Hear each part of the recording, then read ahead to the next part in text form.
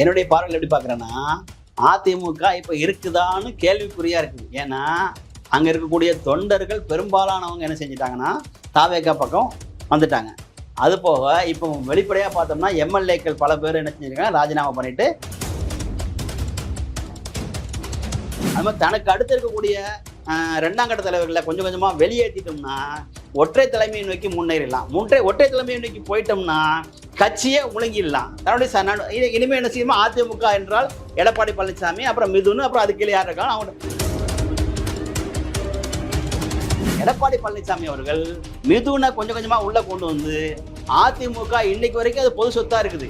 அவர் எம்ஜிஆர் இருக்கும்போது பொது சொத்தா இருந்தது. யார் வேணாலும் அங்கே என்ன செய்யலாம், அந்த கட்சிக்கு தலைமைக்கு வரலாம்ங்கிற நிலையில வச்சிருந்தாரு.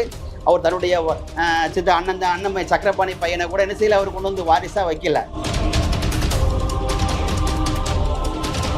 தொண்டர்களுடைய விருப்பம் என்னவா இருக்குன்னா, கூட்டு தலைமையை அவங்க விரும்புறாங்க. அவங்க வந்து எல்லாரையும் கொண்டு வரணும்னு நினைக்கிறாங்க.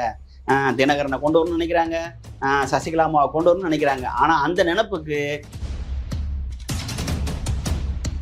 எடப்பாடி பழனிசாமி அவர்கள் என்ன செய்யல, ஒத்து வரல. அப்ப என்ன செய்வாங்கன்னா தொண்டர்கள் விலகிடுவாங்க. தலைமை என்ன செய்யும், எடப்பாடி இருப்பாரு, அவர் கூட சேர்ந்து கொஞ்சம் ஜால்ராக்கள் கொஞ்சம் பேர் அமைச்சர்கள், எம்எல்ஏக்கள், முன்னாள் எம்எல்ஏக்கள்லாம். அப்ப தமிழகத்துல தேர்தல் முடிந்திருக்கு.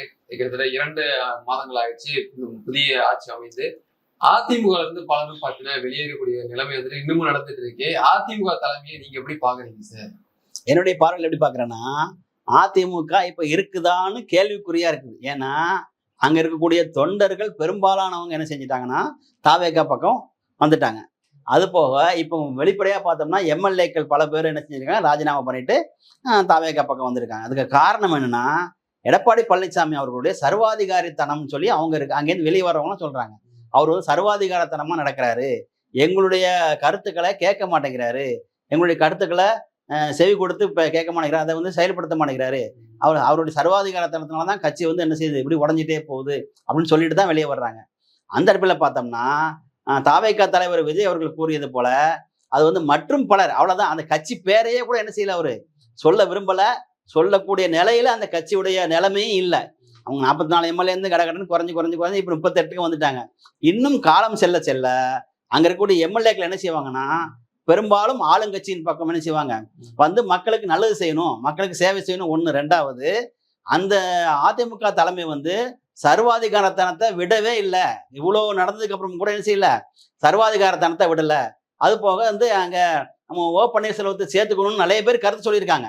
ஆனாலும் அவர் என்ன செய்யலாத, அவங்க அந்த செயற்குழுல அல்லது அவங்களுடைய பொதுக்குழுல நடக்கும்போது ஓ பன்னீர்செல்வத்தை சேர்த்துக்கணுங்கிற கோரிக்கையை பெரும்பாலான நிர்வாகிகள் வைக்கும்போது அதை அவர் செவிசாய்க்கல. அப்போ அவர் என்ன நினைக்கிறாருன்னா, அதிமுகவை தான் விழுங்கி விட வேண்டும், தன்னுடைய மகன் நித்தினா அவருக்கு மிதுன் கிட்ட கொண்டு ஒப்படைச்சணும். இது எப்படி பாக்குறேன்னா, 1967ல 57ல 49ல திமுக ஆரம்பிச்சது கூட்டு, அதாவது 5 தலைவர்கள், 5 தலைவர்கள். அப்போ அண்ணா, ஈவிகே சம்பத்து, நம்ம அன்பில் தர்மலிங்கம், என்வி நடராஜன், ஆசை தம்பி, இவங்கெல்லாம் சேர்ந்து ஆரம்பிச்சது.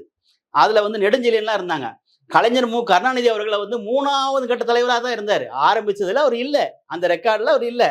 அப்புறமா காலப்போக்கில் 67, 69, 71 வந்தோடனே தன்னுடைய குடும்பத்தை கொஞ்சம் கொஞ்சமா மருமகனை முரசொலிமாறனை உள்ள கொண்டு வந்து, அதுக்கப்புறம் மகனை உள்ள கொண்டு வந்து, கனிமொழியை உள்ள கொண்டு வந்து, அப்புறம் ஸ்டாலின் அவர்களை உள்ள கொண்டு வந்து, உதயநிதியை உள்ள கொண்டு வந்து, கடைசியில பொது சொத்தாக இருந்த அந்த திமுகவை தன் குடும்ப சொத்தாக எப்படி கலைஞர் மு கருணாநிதி மாத்தினாரோ அதே போல எடப்பாடி பழனிசாமி அவர்கள் மிதுனை கொஞ்சம் கொஞ்சமா உள்ள கொண்டு வந்து அதிமுக இன்னைக்கு வரைக்கும் அது பொது சொத்தா இருக்குது. அவர் எம்ஜிஆர் இருக்கும்போது பொது சொத்தா இருந்தது. யார் வேணாலும் அங்க என்ன செய்யலாம், அந்த கட்சிக்கு தலைமைக்கு வரலாம்ங்கிற நிலையில வச்சிருந்தாரு. அவர் தன்னுடைய சித்த அண்ணன் சக்கரபாணி பையனை கூட என்ன செய்யல, அவர் கொண்டு வந்து வாரிசா வைக்கல. அதே மாதிரி ஜெயலலிதா அம்மா வந்து தீபாவை கொண்டு வந்து தனக்கு பக்கத்துல வைக்கல. யார, தீபாவையே கொண்டு வந்து வச்சு அதை வந்து ஒரு குடும்ப சொத்தா மாத்த நினைக்கல. ஆனால் இப்ப இருக்கக்கூடிய எடப்பாடி பழனிசாமி அவர்கள் என்ன நினைக்கிறாங்கன்னா, அதிமுகவை கொஞ்சம் கொஞ்சமாக தன்னுடைய குடும்ப சொத்தா மாத்தணும்னு முடிவு பண்ணிட்டாரு. அதனால தனக்கு அடுத்த இருக்கக்கூடிய 2ஆம் கட்ட தலைவர்கள்லாம் கொஞ்சம் கொஞ்சமா வெளியேற்றி ஓரங்கட்டி மூத்த அமைச்சர் அண்ணன் செங்கோட்டையன் அவர்கள் கூட என்ன செஞ்சுட்டாரு, அவர் எம்ஜிஆர் காலத்துல அமைச்சர், ஜெயலலிதா அம்மா காலத்துல அமைச்சர், அதுக்கப்புறம் இவர் ஓ பன்னீர்செல்வத்துல அமைச்சர், அப்படி அமைச்சரா இருந்தவரே ஓரங்கட்டி அந்த குடும்ப சொத்தா மாத்தணும், அதை தன் வாரிசுக்கு கொண்டு போய் கொடுக்கணும்னு முடிவு பண்ணிட்டாரு. அதனால இதுக்கப்புறம் அதிமுக இருக்காது, அது மொத்தமும் கரைஞ்சு போயிடும். இதே போலதான் காங்கிரஸ் சொல்ல தேவையில்ல, அது வந்து பொதுவா அது 120 வருஷத்துக்கு முன்ன மக்கள் சுதந்திரத்துக்காண்டி ஆரம்பிச்சது, அது கடைசியில போய் ஒரு குடும்பத்துக்குள்ள மாட்டிக்கிச்சு.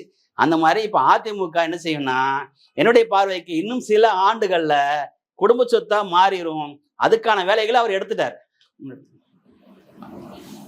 பொதுச் செயலாளர் எடப்பாடி பழனிசாமி தலைமையில அதிமுக தொடர் தோல்விகளை சந்திக்க காரணம் என்ன சார்? அவருடைய சுயநலம் தான், அவருடைய சுயநலம். அதாவது ஒற்றை தலைமையை நோக்கி அந்த கட்சி நகரும் போதே அது வந்து தோல்வியை என்ன செஞ்சிரு, தொடர் தோல்வியை கொண்டுட்டு வந்துகிட்டே இருக்கு. அதிமுக வந்து ஒற்றை தலைமை, எம்ஜிஆர் காலத்துல ஒற்றை தலைமை இருந்தா கரிஷ்மாட்டிக் லீடர் அவர், அவருக்கு சொந்த செல்வாக்கு இருந்தது. யாருக்கு? மாண்புமிகு முன்னாள் முதலமைச்சர் புரட்சி தலைவி எம்ஜிஆர் அவர்களுக்கு என்ன இருந்ததுன்னா, அவங்களுடைய ஃபேஸ் வேல்யூக்கு ஓட்டு விழுந்துச்சு, அதனால அவர் ஒற்றை தலைமையா இருந்தார். அதுக்கப்புறம் வந்த மாண்புமிகு புரட்சி தலைவி அம்மா அவர்களுக்கு ஃபேஸ் வேல்யூ இருந்துச்சு, அதனால அவங்க என்ன செய்வாங்க, ஒற்றை தலைமையா இருந்தாங்க. இவருக்கு ஃபேஸ் வேல்யூ இல்லை, அப்ப என்ன கூட்டு தலைமையா கொண்டு போயிருந்திருக்கணும், எல்லோரையும் அரவணைச்சு. நம்ம இவரு என்ன, நம்ம அம்மா மக்கள் முன்னேற்ற கழகம் டிடிவி தினகரன் அவங்களையும் சசிகலாமா எல்லாத்தையும் கொண்டு வந்து ஒரு 5 பேர் கொண்ட கமிட்டியா நடத்திட்டு இருந்தாருன்னா அது நல்ல நிலையில இருந்திருக்கும். 5 பேர் கமிட்டி, 5 பேர் தலைவருங்க, முடிவெடுக்கணும். நாங்கள் 5 பேர் சேர்ந்தா முடிவெடுப்போம். இவங்களை நீக்கணுமா, இவங்களை சேர்க்கணுமா, இவங்களுக்கு எம்பி சீட் கொடுக்கணுமா, இவங்களுக்கு எம்எல்ஏ சீட் கொடுக்கணுமாங்கிறத நாங்கள் இந்த 5 பேர் கொண்ட குழு முடிவெடுக்கும்னு அவர் ஒரு திட்டத்தை கொண்டு வந்திருந்தால் அதிமுக இவ்வளோ கீழ்நிலைக்கு போயிருக்காது. ஆனா அவர் என்ன நினைச்சிட்டாருன்னா, தனக்கு அடுத்த கட்டத்தில் இருக்கக்கூடிய தலைவர்களை ஒவ்வொருத்தரையா என்ன செஞ்சுட்டே இருக்காரு, நீக்கிட்டு இருக்காரு. போகக்கூடிய அளவுக்கு அவங்களுக்கு அவமரியாதையை கொடுக்குறாரு. அப்படின்னா அவங்க தானா போயிடுவாங்க. ஒண்ணு நீக்கிறதுல அல்லது அவமரியாதை கொடுக்கு. இது யாருடைய டெக்னிக்னா, கலைஞர் மு கருணாநிதியுடைய டெக்னிக். 69, 70, 71 தனக்கு அடுத்து இருந்த யார எம்ஜிஆரை வந்து கொஞ்சம் கொஞ்சமா அவமதித்தல், அப்புறம் கேள்வி கேட்கறது எல்லாம் அவரை வந்து குழப்பி என்ன செஞ்சாங்க, அவரே போகிற அளவுக்கு பண்ணி நீக்கிட்டாரு. 2வது கட்டத்தில் அது கூட சேர்ந்து நெடுஞ்செழியன் போயிட்டாங்க, அது கூட சேர்ந்து நாஞ்சில் மனோகரன் போயிட்டாரு, திரும்ப வந்துட்டாரு. அது மாதிரி தனக்கு அடுத்து இருக்கக்கூடிய 2ஆம் கட்ட தலைவர்களை கொஞ்சம் கொஞ்சமா வெளியேற்றிட்டோம்னா ஒற்றை தலைமையை நோக்கி முன்னேறலாம். ஒற்றை தலைமையை நோக்கி போயிட்டோம்னா கட்சியை முழுங்கிடலாம். தன்னுடைய இனிமே என்ன செய்யுமா, அதிமுக என்றால் எடப்பாடி பழனிசாமி, அப்புறம் மிதுன், அப்புறம் அது கீழே யார் இருக்காங்க, அவங்க இந்த திமுக எப்படியாவது அந்த மாதிரி கொண்டு வரலாம்னு நினைக்கிறாரு. அப்படி கொண்டு வந்தா அதிமுக வந்து அடுத்த தேர்தல சுத்தமா இருக்காது, என்னுடைய பார்வையா இருக்கு. தற்போது உள்ள சூழ்நிலை எல்லாம் பார்க்கும்போது அதிமுக அடுத்த கட்ட தலைமையை நோக்கி வந்துட்டு நகர தொடங்கி இருக்குதா இல்ல தேட தொடங்கி இருக்குதா சார்? அதிமுகவுடைய தொண்டர்களுடைய விருப்பம் என்னவா இருக்குன்னா, கூட்டு தலைமையை அவங்க விரும்புறாங்க. அவங்க வந்து எல்லாரையும் கொண்டு வரணும்னு நினைக்கிறாங்க. தினகரனை கொண்டு வரணும்னு நினைக்கிறாங்க, சசிகலாமாவை கொண்டு வரணும்னு நினைக்கிறாங்க. ஆனா அந்த நினைப்புக்கு எடப்பாடி பழனிசாமி அவர்கள் என்ன செய்யல, ஒத்து வரல. அப்ப என்ன செய்வாங்கன்னா, தொண்டர்கள் விலகிடுவாங்க. தலைமை என்ன செய்யும், எடப்பாடி இருப்பாரு, அவர் கூட சேர்ந்து கொஞ்சம் ஜால்ராக்கள் கொஞ்சம் பேர் அமைச்சர்கள், எம்எல்ஏக்கள், முன்னாள் எம்எல்ஏக்கள்லாம் இருப்பாங்களே தவிர தொண்டர் அடிமட்டத்துல என்ன கமிட்டி இருக்காது, கிளை கமிட்டி இருக்காது, அங்க ஒன்றிய கமிட்டி இருக்காது. அவங்களாம் என்ன செஞ்சிருவாங்க, இது அவங்கள விட்டு நீங்கி புது தலைமை, புது கட்சி தாவேக்காவுன்னு வந்திருக்கு, அதில் போனால் நமக்கு நிறைய வாய்ப்புகள் இருக்கு. சட்டேறக்குறைய 1 லட்சம் பதவிகளை இப்போ அடுத்து உள்ளாட்சியில வரப்போகுது. அப்ப அதெல்லாம் இருக்கும்போது எல்லாரும் என்ன செய்யறாங்கன்னா, தாவேக்கா பக்கம் என்ன செய்யறாங்கன்னா, அது இந்த நேரத்துக்கு ஏற்ற மாதிரி கரெக்டா இவர் வந்து ஒற்றை தலைமையும் இவர் கட்சியை கபரீகரங்க செய்யணும்னு நினைக்கிற அதே நேரத்துல இப்படி ஒரு கட்சி ஒண்ணு உருவாகி வரும்போது இது மொத்தமும் என்ன செய்யுதுன்னா, கொஞ்சம் கொஞ்சமா போய் தாவேக்கால போய் சேர்ந்து தாவேக்கா வலுப்பெறும், அதிமுக இல்லாமல் ஆகிவிடும். நாடாளுமன்ற மழைக்கால கூட்டத்தொடரின் போது பாத்தீங்கன்னா திமுக எம்பிகள் எல்லாருமே காவிரி நீர் ஒப்பந்தத்துக்கு எதிராக பாத்தீங்கன்னா கோஷமிடணும் அப்படின்னு சொல்லிட்டு ஒரு கருத்து ஸ்டாலின் அவர்கள் வழங்கியிருக்காரு. உங்களோட பார்வை சார்?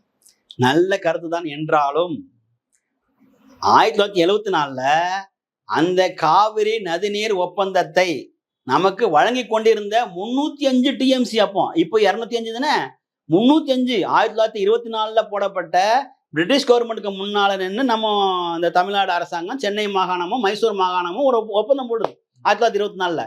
305 டிஎம்சி தமிழ்நாடு கொடுக்கணுங்கிற ஒப்பந்தம் போட்ட அந்த ஒப்பந்தத்தை 1974 ரத்து செஞ்சது யாருங்க? மாண்புமிகு முன்னாள் முதலமைச்சர் ஸ்டாலின் அவர்களே, உங்களை தான் கேட்கிறேன்.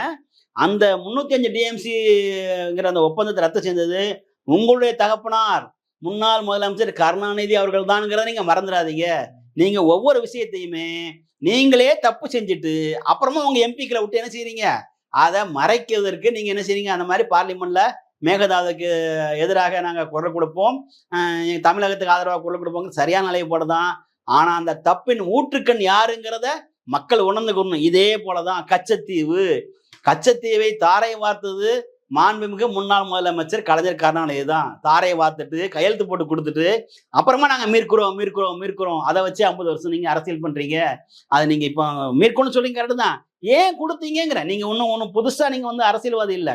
அவர் 49லயே அவர் அரசியலுக்கு வந்தவர் யாரு? கலைஞர் மு கருணாநிதி அவர்கள். 57ல எம்எல்ஏ, 62ல எம்எல்ஏ, தொடர்ந்து எம்எல்ஏ, 67லயும் நீங்க வந்து எம்எல்ஏ. 1962ல காமராஜர் அவர்கள் என்ன செஞ்சாங்கன்னா 57ல் ஜெயித்த 15 எம்எல்ஏக்களையும் தோற்கடிக்க வேண்டும் என்று கங்கணம் கட்டி 62ல அந்த 14 பேரை தோற்கடிச்சிட்டாரு காமராஜர் அவர்கள். ஒருத்தரை தோற்கடிக்க முடியல. யாருன்னா கலைஞர் மு கருணாநிதி. அப்படிப்பட்டவர் நீங்க வந்து இந்த கச்சத்தீவை நீங்க ஏன் கொடுத்தீங்க? அந்த காவிரி ஒப்பந்தத்தை ஏன் ரத்து பண்ணிட்டு மறுபடியும் அதை போட முடியுமா? இதெல்லாம் யோசிக்கணும். இதெல்லாம் வந்து உங்கள் சுயநலத்துக்காண்டி, உங்கள் மீது உள்ள சர்க்காரியா ஊழல் என்ன செய்யக்கூடாது, அது அதன் மூலமா நீங்க வந்து சிறை செல்லக்கூடாது என்பதற்காக பொது விஷயத்த தமிழ்நாட்டை அடமானம் வச்சுட்டீங்க. தமிழ்நாட்டு நிலத்தை நீங்க என்ன செஞ்சிட்டீங்க? விட்டு கொடுத்துட்டீங்க. இது வந்து நீங்க இப்போ மேகதாதுல நீங்க வந்து அணை கட்டக்கூடாதுன்னு சொல்லி நீங்க ஒப்பந்தம் போடுறது சரிதான். அதே போல நீங்க செஞ்ச ஒரு இருக்கு, நம்ம மீத்தேன் எரிகாற்று, அதுல கையெழுத்து போட்டு அதை தமிழ்நாட்டுக்கு கொண்டு வந்தது யார் அவர்களே? மாண்புமிகு முன்னாள் முதலமைச்சர் ஸ்டாலின் அவர்களே. அந்த மீத்தேன் எரிகாற்று தஞ்சாவூர் டெல்டா மாவட்டத்தை பொன் விளையும் பூமியை மலட்டுத்தனமே ஆக்கிறோங்கிறது உங்களுக்கு தெரியாதா? நீங்க புது அரசியல்வாதியா, இல்ல உங்க அப்பா புது அரசியல்வாதியா, இல்ல உங்ககிட்ட தான் நீர்வளத்துறை இல்லையா, உங்கள்கிட்ட தான் விவசாயத்துறை இல்லையா, கால்நடைத்துறை இல்லையா? அவங்கள்ட்ட கேட்டிருக்கலாமே. ஏன் ஒப்பந்தம் கையெழுத்து போட்டீங்க? கையெழுத்து போட்டுட்டு அதே தான் நீங்க செய்யும் போதெல்லாம் உங்க நலனுக்காக ஒன்று செஞ்சிருவீங்க. 2Gல தப்பிக்கணும். அந்த வழக்குல வந்து களிமொழியை ஜெயில போட்டாங்க, பீகார்ல போட்டாச்சு. இப்ப தப்பிக்க என்ன செய்யலாம்? நீ இதுல கையெழுத்து போடு, நீ மீத்தேன்ல கையெழுத்து போட்டுட்டு அவங்கள காப்பாத்தி கொண்டு உங்க குடும்ப நலனுக்காக, மக்கள் நலனை, தமிழக நலனை அடகு வைப்பதில் உங்கள் குடும்பம் வழியா வந்திருக்கு. கச்சத்தீவு, காவிரி நதிநீர் ஒப்பந்தம், மீத்தேன் எல்லாத்தையும் நீங்களே செஞ்சுட்டு அதுக்கப்புறம் நீலிக்கண்ணீர் வடிக்கிறீங்க.